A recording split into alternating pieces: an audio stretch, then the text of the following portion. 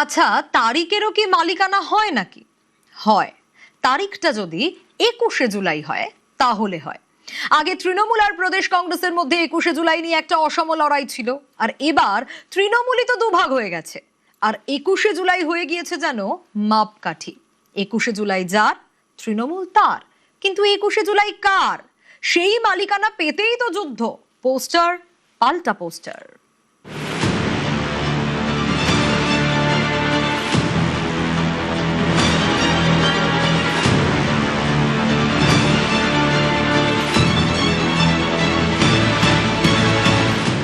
কে আসল কে নকল, কার 21শে জুলাই পালনের নৈতিক অধিকার আছে, এ নিয়ে রোজই তাল ঠোকাঠুকি চলছে তৃণমূলেরই দুই শিবিরের মধ্যে। সেই বিতর্কে এবার নয়া মাত্রা যোগ করল পোস্টার দ্বন্দ্ব। 21শে জুলাই শহীদ দিবসকে কেন্দ্র করে এবার পোস্টার যুদ্ধে মুখোমুখি দুই তৃণমূল।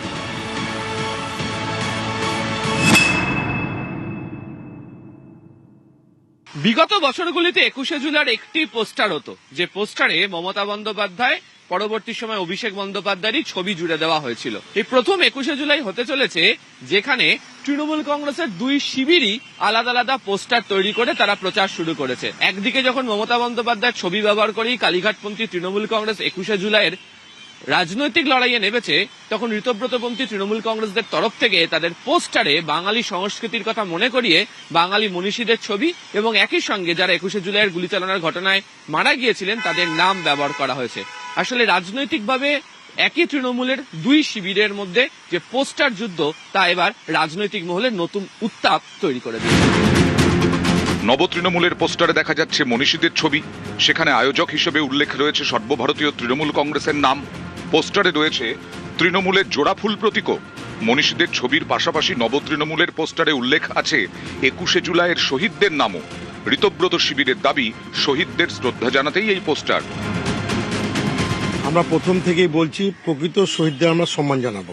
এতদিন যারা করতেন তারা তো বলছে কোনো শহীদ সমাবেশ করেনি। আপনারা দেখেছেন মঞ্চের মধ্যে পাগলু গান সহ যারা, আমরা কোনদিন শহীদ পরিবার কোনদিন মঞ্চের প্রথম সারিতে জায়গা পায়নি। যারা তৃণমূল দল তাকে জন্ম লগ্ন থেকে তিল তিল করে গড়ে উঠেছেন, তারা মঞ্চে কোনদিন জায়গা পায়নি।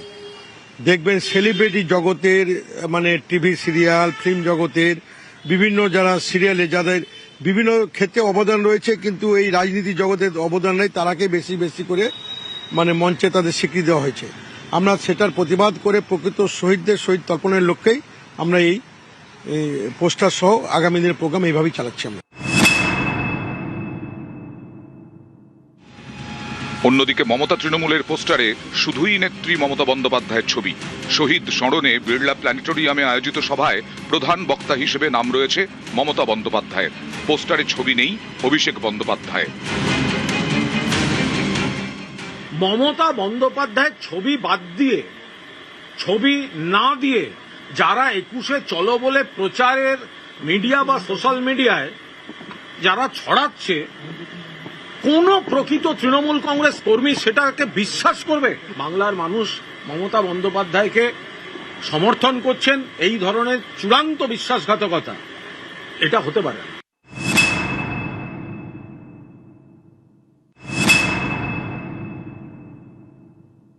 বাকি যারা শহীদ দিবস পালন করছেন সেখানেই আত্মারা শান্তি পান না, সেগুলো অন্য পতাকা। যে পতাকা নিয়ে সেদিন, যে ঝান্ডা নিয়ে বাড়ি থেকে বেরিয়েছিলেন অন্যায়ের বিরুদ্ধে প্রতিবাদের জন্য, সেই পতাকাটা আবার বলছি যুব কংগ্রেস, কংগ্রেসের পতাকা, অন্য কোনো পতাকা ছিল না। অতএব আমাদের পেটেন্ট অন্যরা ইউজ করতেন, আমাদের পেটেন্ট অন্যরা জোর করে বলুন, অন্যরা নিজেদের সুবিধে পাওয়ার জন্য বলুন, তারা ব্যবহার করতেন। মমতা বন্দ্যোপাধ্যায় পন্থী তৃণমূল কংগ্রেসকে ইতিমধ্যেই কত সংখ্যক কর্মী নিয়ে তারা সভা করতে পারবেন তা বেঁধে দিয়েছে কলকাতা হাইকোর্ট। তবে ঋতব্রত বন্দ্যোপাধ্যায় পন্থী গোষ্ঠীকে সেই সংখ্যা বেঁধে দেওয়া হয়নি।